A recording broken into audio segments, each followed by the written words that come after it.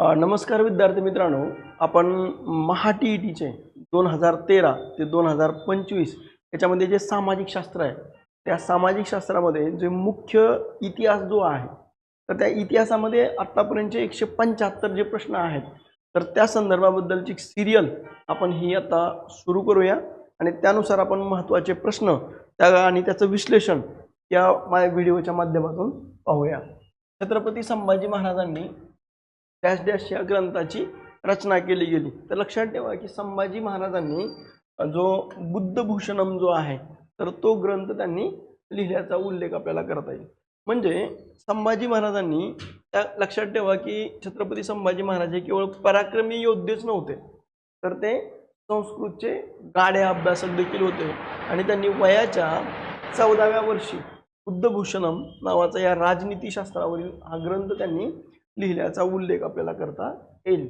Next question आहे, जगाचा कारखाना असं वर्णन कोणत्या देशाचं केलं जातं? अर्थातच ते कोणत्या देशाचं केलं जातं, तर ते इंग्लंडचं हे केलं जातं.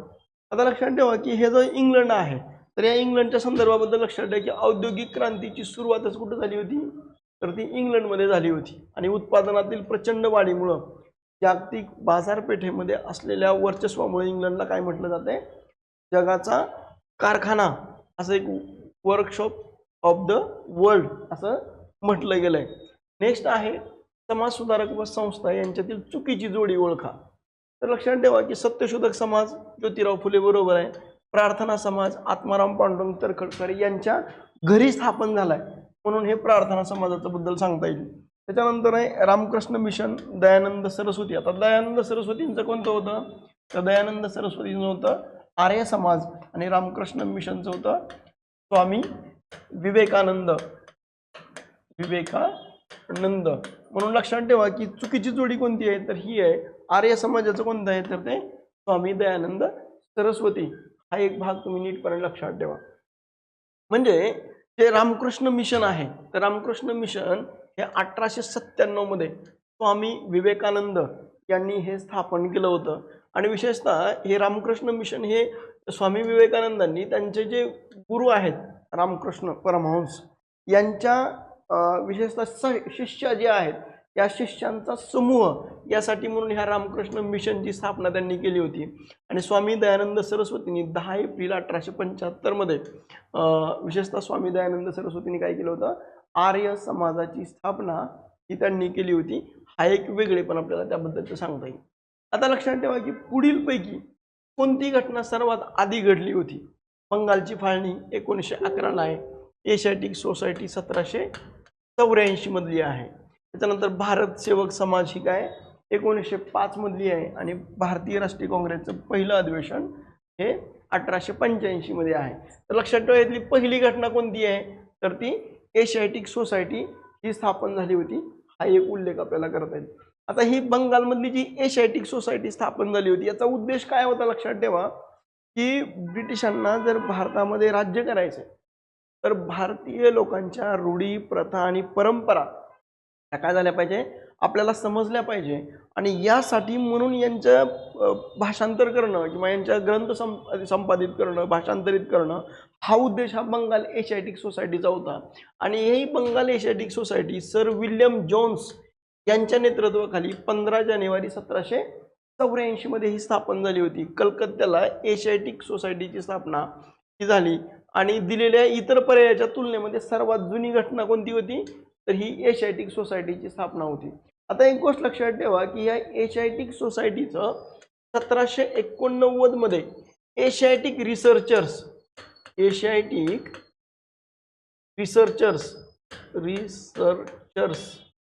हे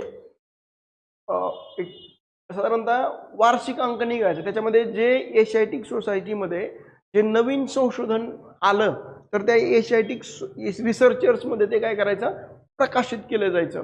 हा एक मुद्दा तुम्ही अभ्यासासाठी म्हणून एक लक्षात ठेवा.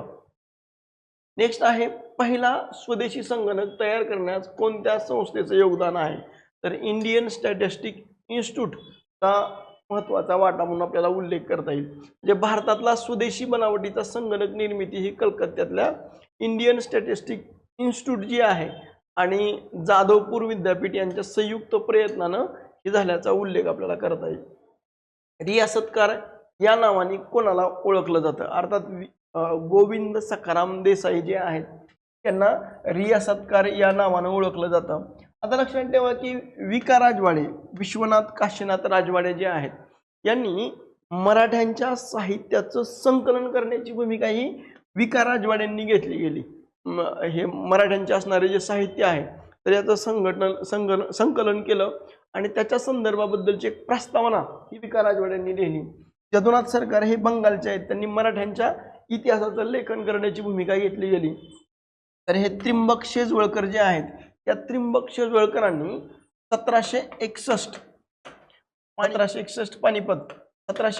पानिपत असं फक्त त्यांनी टायटल घेतलं गेलं आणि त्याच्यामध्ये 1761ला जे मराठा आणि अब्दालीच्या संदर्भाबद्दल जे झालेलं जे युद्ध आहे तर त्याच्यामध्ये त्यांनी याचं वर्णन हे त्यांनी केल्याचा उल्लेख आपल्याला करता येईल. म्हणजे गोविंद सखाराम सरदेसाईंनी अनेक वर्षाच्या संशोधनानुसार मराठी रियासती हा ग्रंथ लिहिला आणि या महान कार्यामुळे त्यांना ऐतिहासिक क्षेत्रात रियासतकार ही उपाधी मिळाल्याचा उल्लेख आपल्याला करता येईल. हडप्पा संस्कृतीतील मुद्रा कोणत्या दगडापासून बनलेल्या होत्या? तर लक्षात ठेवा टाईप या दगडापासून बनल्याचा उल्लेख आपल्याला करता येईल. आता लक्षात ठेवा की हडप्पा संस्कृतीमधल्या ज्या मुद्रा आहेत तर ह्या चौरस आकाराच्या आहेत, म्हणजे चौरस आकाराच्या आहेत आणि स्टाईप नावाच्या मऊ दगडापासून ह्या बनवलेल्या होत्या. यावर प्राणी आणि मानवी आकृत्या या त्याच्यातून कोरल्याचा उल्लेख आपल्याला करता येईल. म्हणजे हडप्पा संस्कृती जी आहे, आता एक गोष्ट लक्षात ठेवा की हडप्पा संस्कृतीमध्ये हा उत्तरेकडचं जे टोक आहे तर याच्यामध्ये मुख्य केंद्र कोणतं आहे तर ते मांडा आहे. खाली इकडं महाराष्ट्रामध्ये जर बघितलं गेलं तर ते कोणतं आहे? दायमाबाद आहे. दायमाबाद आहे. याच्यामध्ये लक्षात ठेवा की इकडं जे आहे आजच्या पाकिस्तानमध्ये तर कोणतं आहे? पश्चिमेकडचं तर सुतकांगे डोर हे त्याच्या आहे आणि इकडं पूर्वेकडचं कोणतं आहे तर पूर्वेकडचं आहे आलमगीरपूर. म्हणजे उत्तरेकडं मांडा, दक्षिणेकडं दायमाबाद, पूर्वेकडं आलमगीरपूर आणि पश्चिमेकडं सुतकांगेडोर हा एक प्रकारचा त्रिभुजाकार प्रदेश हा या हडप्पा संस्कृतीनं काय केलेला होता? व्यापलेला होता. दुसरं सगळ्यात महत्त्वाचं लक्षात एक भाग ठेवा, या हडप्पा संस्कृतीला काय म्हटलं जात होतं, म्हणजे याचं मूळ नाव काय होतं? कारण पहिल्यांदा याच्यामध्ये जर बघितलं गेलं तर याला फक्त सिंधू संस्कृती असं म्हटलं जात होतं. काय म्हटलं जात होतं? सिंधू संस्कृती असं म्हटलं जात होतं. पण सिंधू संस्कृती म्हटल्यानंतरच्या काळामध्ये एक नंतर असं लक्षात आलं की ते फक्त सिंधू नदीच्या किनारीच फक्त ही शहरं वसलेली नाहीत तर इतर नद्यांच्या किनारी देखील शहरं वसलेली आहेत. मग याला काय सिंधू संस्कृती कसं म्हणता येईल? मग जगामध्ये असा एक नियम आहे की संस्कृतीमधल्या पहिल्या स्थळाचं उत्खनन केल्यानुसार, ज्या स्थळाचं पहिल्यांदा उत्खनन केलं जातं किंवा तर त्या स्थळाच्या नावावरून ती संस्कृती काय केली जाते? ओळखली जाते.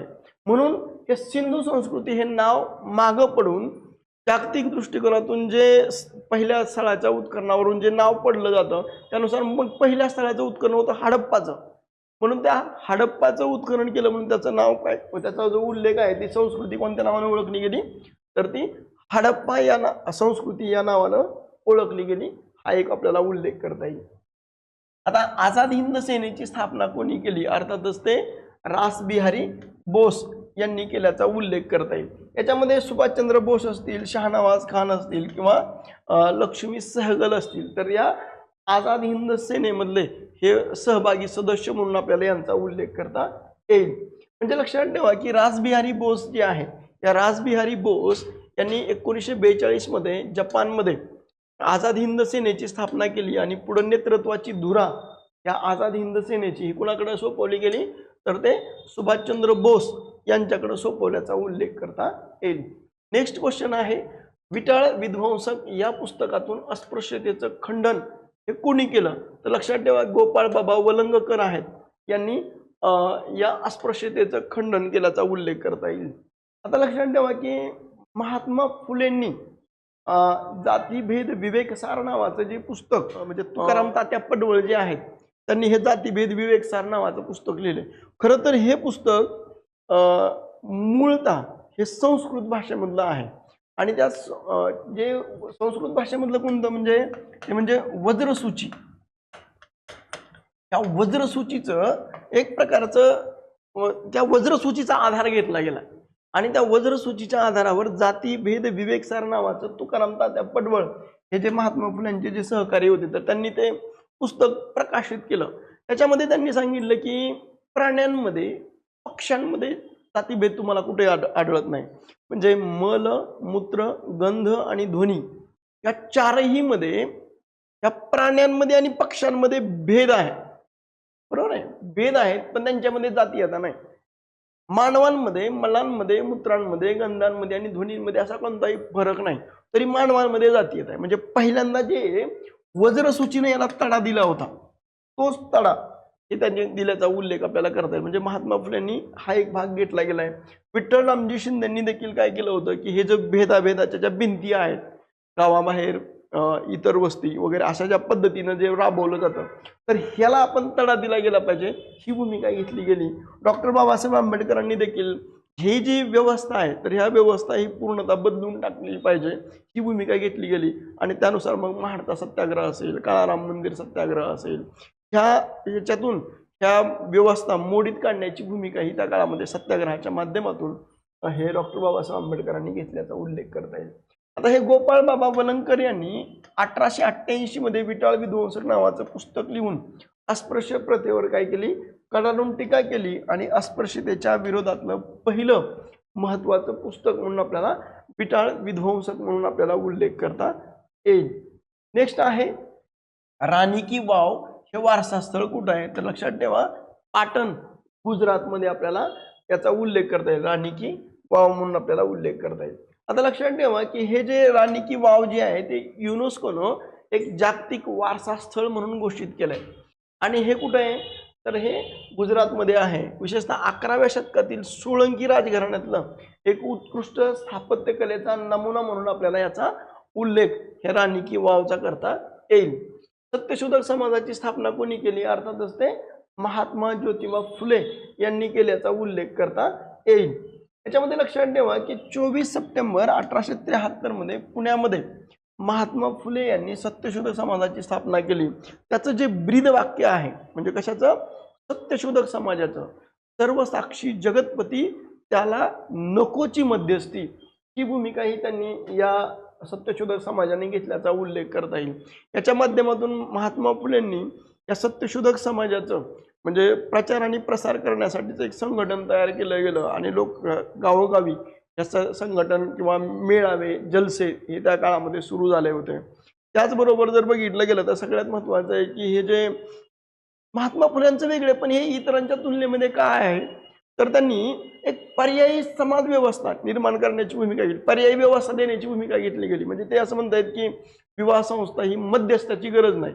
मग मध्यस्थाची गरज नाही त्यावेळेस जो ते मध्यस्थ असणारा ब्राह्मण आहे तो त्यांनी वगळला गेला. त्याच्यामध्ये त्यांनी असं सांगितलं की त्याच्यामध्ये काय त्यांनी सांगितलं की एक मंगळाष्टिका वधूनं म्हणायची, एक मंगळाष्टिका वराणी म्हणायची आणि एक मंगळाष्टिका उपस्थित असणाऱ्या लोकांनी म्हणायची.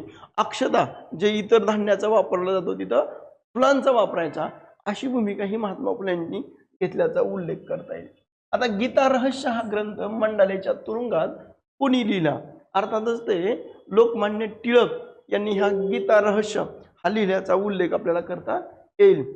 लोकमान्य टिळकांनी ब्रह्मदेशामधलं जे मंडालेचं तुरुंग आहे तर त्या ठिकाणी शिक्षा भोगत होते आणि या ठिकाणी त्यांनी गीता रहस्य हा ग्रंथ लिहिलाय. त्यांनी याच्यामध्ये कर्मयोग हा सिद्धांत मांडला. जसं की गीता आहे, गीता ही काय म्हणते की कर्म करत राहा, फळाची अपेक्षा करू नका ही भूमिका ही त्याच्यामध्ये त्यांनी केल्याचा उल्लेख आपल्याला करता येईल. लोकमान्य टिळकांनी हा जो कर्म सिद्धांत आहे त्या कर्म सिद्धांतामध्ये किंवा कर्मयोगांमध्ये मांडण्याची जी भूमिका आहे तर त्याच्यामध्ये एक कर्म करत राहा फळाची अपेक्षा करू नका तिथं मग तर त्याचा उलट अर्थ लावला. म्हणजे या अर्थाने की अगोदर फळाची अपेक्षा केली आणि नंतर कर्माची केली हा एक अन्वयार्थ या गीता रहस्यामध्ये मांडला. आणि ह्याच म्हणजे कर्म करत राहा म्हणजे त्यांचं असं म्हणणं होतं विशेषतः लोकमान्य टिळकांचं की आम्हाला देव बदलायचं नाही तर देवाचे पुजारी बदलायचे, ही भूमिका ही त्यांची त्या काळामध्ये होती. आता गुलामगिरी या सुप्रसिद्ध पुस्तकाचे लेखक कोण आहेत? अर्थातच ते महात्मा ज्योतिबा फुले म्हणून यांचा उल्लेख आपल्याला करता येईल. महात्मा ज्योतिबा फुले यांनी 1873 मध्ये गुलामगिरी हे पुस्तक लिहिलं आणि हे पुस्तक त्यांनी अमेरिकन गुलामगिरी नष्ट करणाऱ्या चळवळीतील सेनानींना हे त्या काळामध्ये काय केलं होतं, समर्पित केल्याचा उल्लेख आपल्याला करता येईल. याच्यानंतर नेक्स्ट आहे भारतीय राज्यघटनेचे शिल्पकार म्हणून कोणाला ओळखलं जातं? अर्थातच ते डॉक्टर बाबासाहेब आंबेडकर यांना ओळखलं जातं.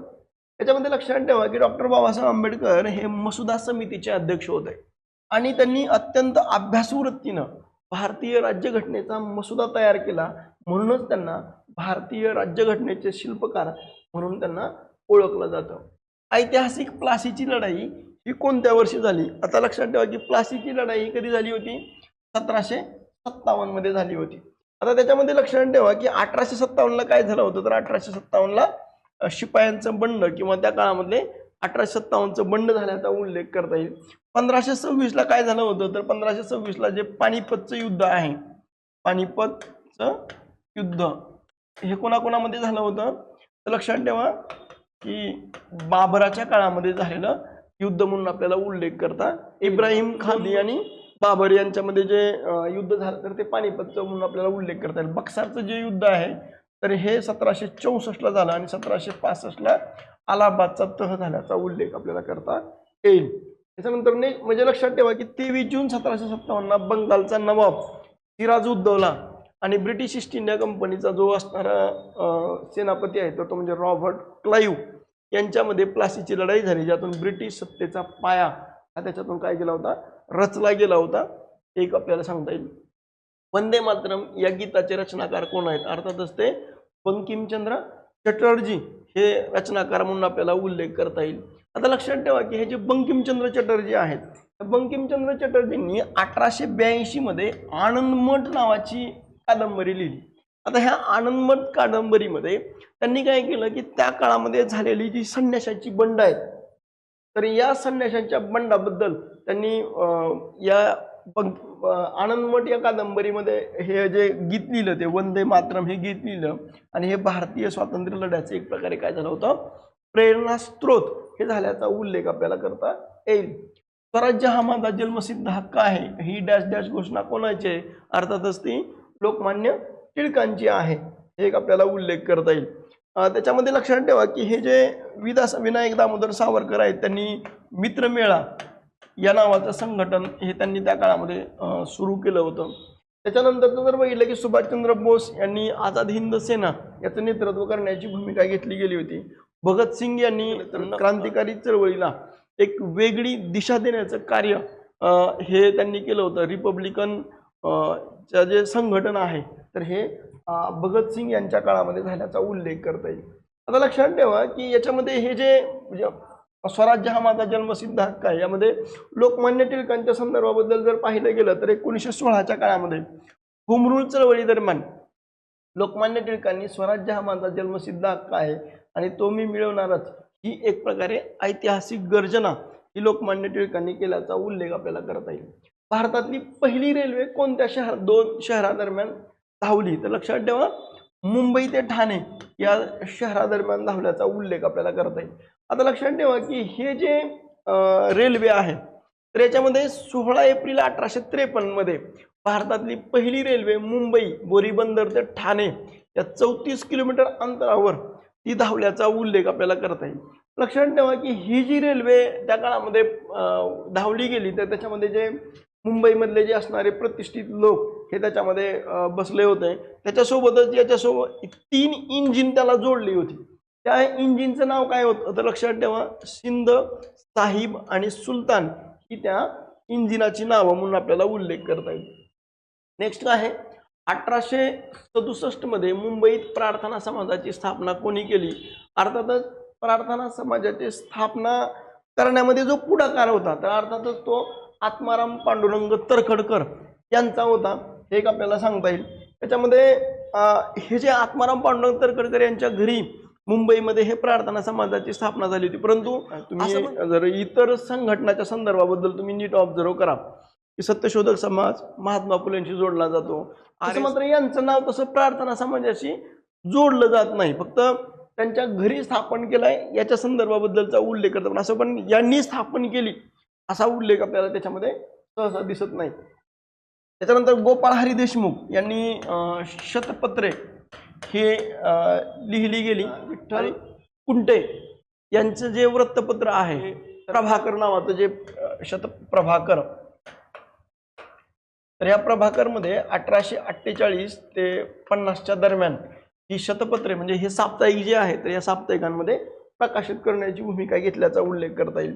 महर्षी शिंदे यांनी डिस्प्लेड क्लासेस मिशन 1906 हे त्यांनी सुरू केल्याचा उल्लेख करता येईल. दादोबा पांडुरंग तरखडकर यांचं जे परमहंस सभा 1849च्या काळामध्ये आहे तर त्यांचा संबंध हा परमहंस सभेशी येतो, हा एक वेगळे पण आपल्याला सांगता येईल. हे जे आत्माराम पांडुरंग तरखडकर यांनी 31 मार्च 1867 मुंबईमध्ये प्रार्थना समाजाची स्थापना केली आणि एकेश्वरवाद आणि मानवतावाद ही या समाजाची मुख्य तत्व म्हणून आपल्याला उल्लेख करता येईल. आता एक गोष्ट इथे याच्यामध्ये लक्षात ठेवा की प्रार्थना समाज जो आहे तर प्रार्थना समाज म्हणजे बंगालमध्ये स्थापन झालेला जो ब्राह्मो समाज आहे, या ब्राह्मो समाजाची एक प्रतिरूप हे त्याच्यामध्ये दिसतं. म्हणून तुम्ही एक गोष्ट नीटपणाने ऑब्झर्व करा, प्रार्थना समाजाची तत्व आणि ब्राह्मो समाजाची असणारी तत्व ही बऱ्यापैकी सारखी आहेत. म्हणजे त्यांच्या तत्वामध्ये जर बघितलं की एकेश्वरवाद असेल किंवा मानवतावाद असेल किंवा इतर तुम्ही तत्व जर तुम्ही नीट ऑब्झर्व केली तर ती साधर्म्य दिसतात. म्हणजे हा एक वेगळेपण आपल्याला त्याच्यामध्ये सांगता येईल. डिस्कवरी ऑफ इंडिया हे प्रसिद्ध पुस्तक कोणी लिहिलं, अर्थातच ते पंडित जवाहरलाल नेहरू यांनी लिहिल्याचा उल्लेख करता येईल. त्यानंतर महात्मा गांधींनी माझे सत्याचे प्रयोग या नावाचं पुस्तक आत्मचरित्र लिहिलं, हे एक वेगळे पण सांगता येईल. सरोजिनी नायडूंनी त्या काळामध्ये सत्याग्रहामध्ये नेतृत्व करण्याची भूमिका घेतल्याचा उल्लेख आपल्याला करता येईल. नेक्स्ट आहे जवाहरलाल नेहरूच्या संदर्भाबद्दल जर बघितलं गेलं तर 1944 मध्ये अहमदनगरच्या किल्ल्यात तुरुंगवासात असताना पंडित जवाहरलाल नेहरूंनी डिस्कवरी ऑफ इंडिया भारताचा शोध हे पुस्तक लिहिलं, ज्यातून भारताचा गौरवशाली इतिहास हा काय केला होता त्यांनी जगापुढं आणल्याचा उल्लेख आपल्याला करता येईल. म्हणजे शेतकऱ्याचा आसूड या ग्रंथातून कोणी दुरावस्थेचं चित्रण केलं तर ते महात्मा ज्योतिबा फुले यांनी केल्याचा उल्लेख आपल्याला करता येईल. महात्मा ज्योतिबा फुले यांनी 1883 मध्ये शेतकऱ्याचा आसूड हा ग्रंथ लिहिला आणि शिक्षणाअभावी शेतकऱ्याची कशी पिळवणूक होते याचं वास्तववादी चित्रण हे त्यांनी या शेतकऱ्याच्या आसूड या ग्रंथांमध्ये केल्याचा उल्लेख करता येईल. पहिलं महायुद्ध कोणत्या वर्षी सुरू झालं तर लक्षात ठेवा 1914ला पहिलं महायुद्ध हे सुरू झालं आणि 1918ला हे पहिलं महायुद्ध हे संपलं. आता लक्षात ठेवा की हे जे पहिल्या महायुद्धाला जी सुरुवात झाली होती तर ती सुरुवात कोणती होती तर ऑस्ट्रियाचा राजपुत्र आर्च ड्यूक फर्डिनांड याचा खून सर्बियाच्या व्यक्तीनं केला होता आणि त्या खुनामुळेच खऱ्या अर्थानं पहिल्या महायुद्धाला ही काय झाली होती सुरुवात झालेली होती. परंतु नंतरच्या काळामध्ये जर बघितलं गेलं तर अमेरिका ही या युद्धामध्ये उतरली गेली आणि त्याच्यामधून मग शेवटी काय झालं की हे नंतरच्या काळामध्ये हा पराभव हा स्वीकारावा लागला होता. तर ते युद्ध 1918ला संपलं आणि 1919ला जे वर्सायचा तह आहे या वर्सायच्या तहाने हे युद्ध थांबलं गेलं आणि पहिलं महायुद्ध हे 28 जुलै 1914 रोजी सुरू झालं आणि 11 नोव्हेंबर 1918 पर्यंत चाललं. हे जगाच्या इतिहासात सर्वात विनाशकारी घटनांपैकी एक घटना ही त्यातून मानली जाते. विद्यार्थी मित्रांनो, तुम्हाला जर हा व्हिडिओ आवडला तर तुम्ही लाईक करा, शेअर करा आणि सबस्क्राईब करायला विसरू नका. थँक्यू.